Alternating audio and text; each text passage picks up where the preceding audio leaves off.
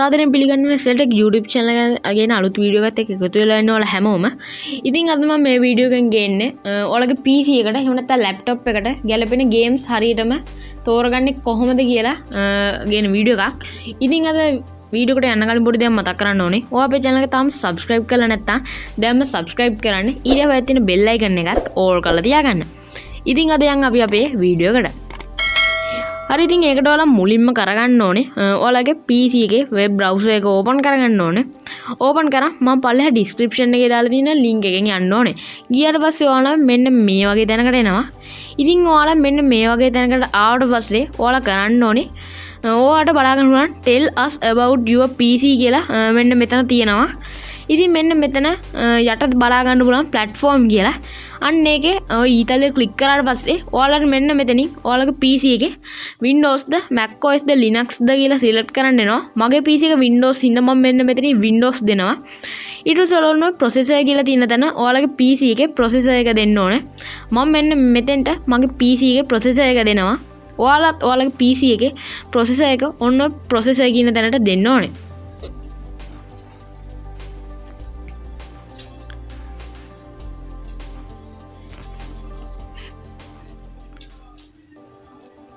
ඊට පස්සේ ඔයාලා උන්නතන graphic card කියලා දිනවා. අන්න ඒක යට ඔයාලගේ PC එකේ graphic card එක දෙන්න ඕනේ. මම මෙන්න මෙතෙන්ට මගේ PC එකේ graphic card එක දෙනවා.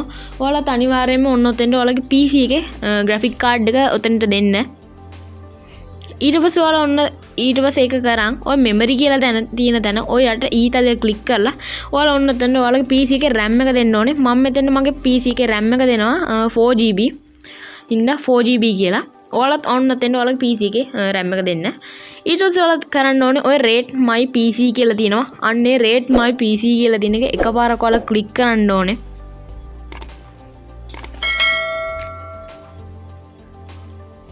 ක්ලික් කරාට පස්සේ මෙන්න මේ විදිහට ටිකක් වෙලා load වෙනවා. load වුණාට පස්සේ ඔයාලා ඔන්න මේ වගේ තැනකට තමයි එන්නේ. ඉතින් ඔයාලට බලා ගන්න පුළුවන් PC benchmark කියලා rated PC කියලා මෙන්න මෙතන 102ක් තියෙනවා. ඉතින් මෙයාලා මගේ PC එකට rate කරන්නේ game ගහන්න 102යි. ඉතින් ඔයාලගේ ඔන්න ඔතන ඔයාලගේ PC එකේ game පුළුවන් එක එයාලා rate කරනවා. ඉතින් ඊට පස්සේ ඔයාලා යට ටික ගියාම ඔයාලට මෙන්න මේ වගේ තැනකට ඔයාලා නිකන් ඔයාලගේ mouse cursor එක තියාගෙන ඉන්න ඕනේ.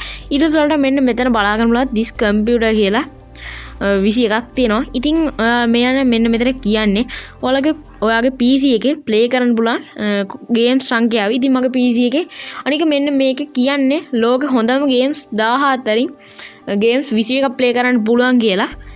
ඉතින් ඊට පස්සේ ඔයාලා ඔන්න ඔතනින් ඔයාලගේ PC එකේ play කරන්න පුළුවන් games ගණත් ඔතනින් බලා ගන්න. ඊට පස්සේ ඔයාලා කරන්න ඕනේ ඔය which games can you run කියන එක එකපාරක් click කරන්න ඕනේ. ක්ලික් කරලා පස්සේ ඔයාලා මෙන්න මේ වගේ තැනකට එනවා. ඉතින් මෙන්න මෙතනින් පෙන්නන්නේ ඔයාගේ PC එකේ play කරන්න පුළුවන් games මොනවද කියලා. ඉතින් මගේ PC එකේ මෙන්න මේ games ටික play කරන්න පුළුවන්. ඉතින් මම මෙන්න මෙතනින් game එකක් select කරලා පෙන්නන්න. මම මෙන්න මෙතනින් Assassin's Creed නෝග select කරලා පෙන්නන්න.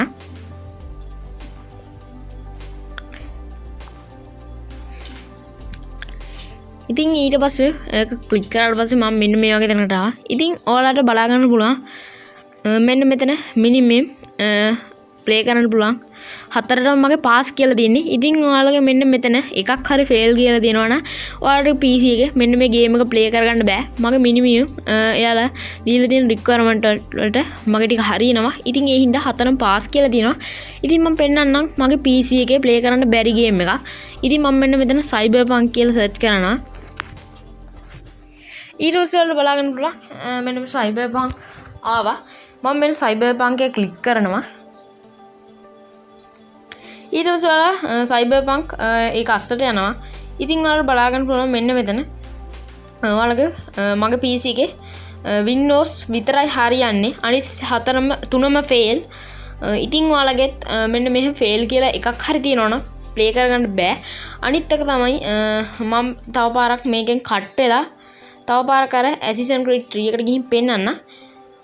ඊට කලින් දෙයක් කියන්න ඕනේ. ඔයාලා මෙන්න මෙහෙම ටිකක් යටට යන්න.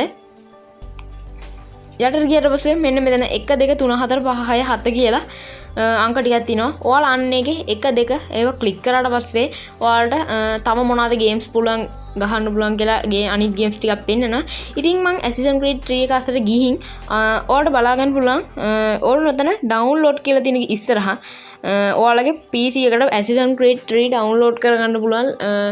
ඔන්න ඉස්සරහා මේක ක්ලික් කරලා ඉතින් අද වීඩියෝ එක එච්චරයි. වීඩියෝ එක හොඳයි කියලා හිතනවා නම් channel එක subscribe කරන්න, bell icon එක තෝල් කරන්න, වීඩියෝ එක like කරන්න, comment කරන්න, කට්ටියට share කරන්න.